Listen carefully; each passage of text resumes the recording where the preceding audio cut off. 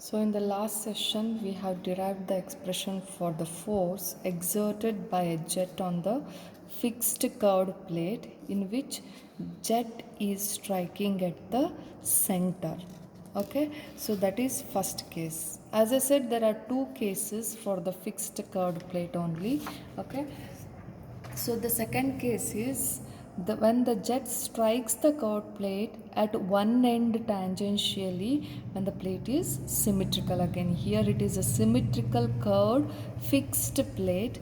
Okay, here the jet is striking at one end tangentially, at one end of the curved plate tangentially. So in this case, what is the value of force in the x direction and in the y direction which is exerted by the jet, that we shall see now. Okay, so for this let us consider, let the jet strike the curved fixed plate at one end tangentially when this plate is also symmetrical as shown in this figure. Okay, let the plate is symmetrical about the x-axis. Let the plate is symmetrical about the x-axis. Then the angle made by the tangents at the two ends of the plate will be same. As you can see, the jet is moving in tangential direction, making an angle of theta with respect to horizontal.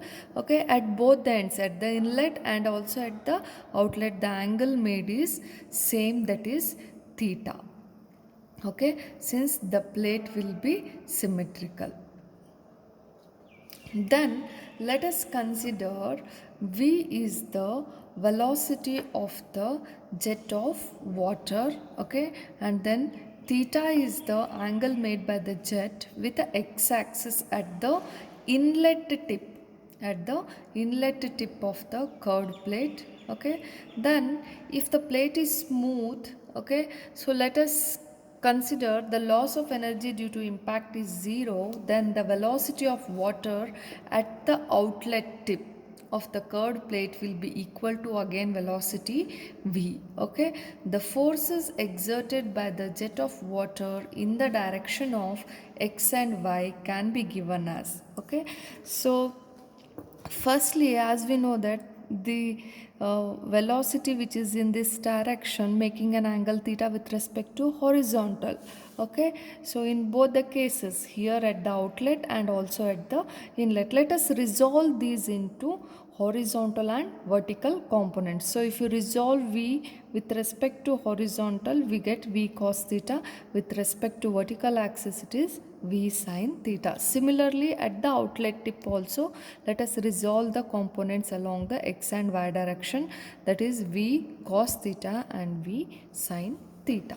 Okay, then the force exerted by the jet, force exerted by the jet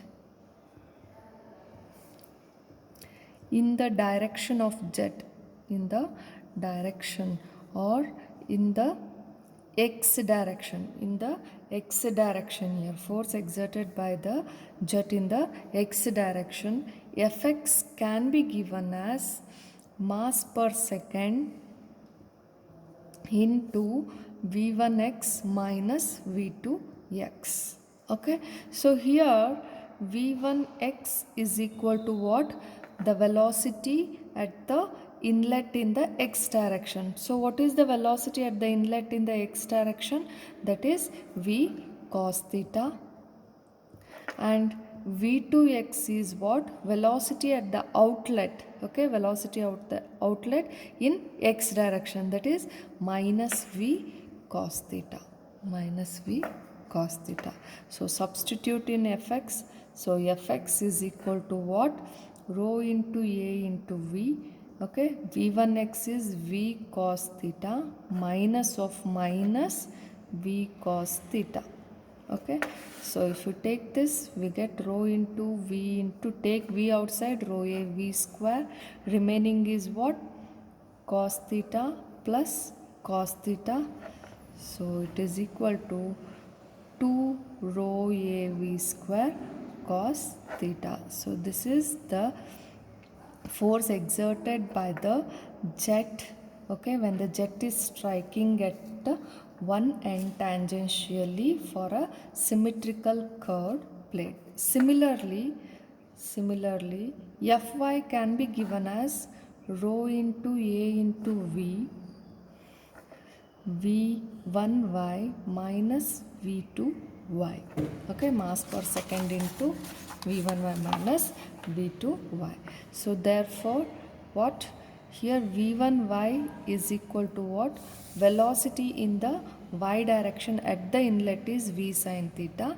Okay, and here also, here it is equal to V sine theta, and V2y is velocity at the outlet in y direction, it is also V sine theta.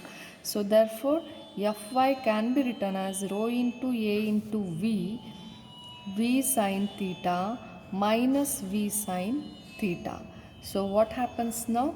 So it will become 0. Fy is equal to 0 when the force is exerted by the jet when it is striking at one end tangentially. What happens? The force in the y direction becomes equal to 0.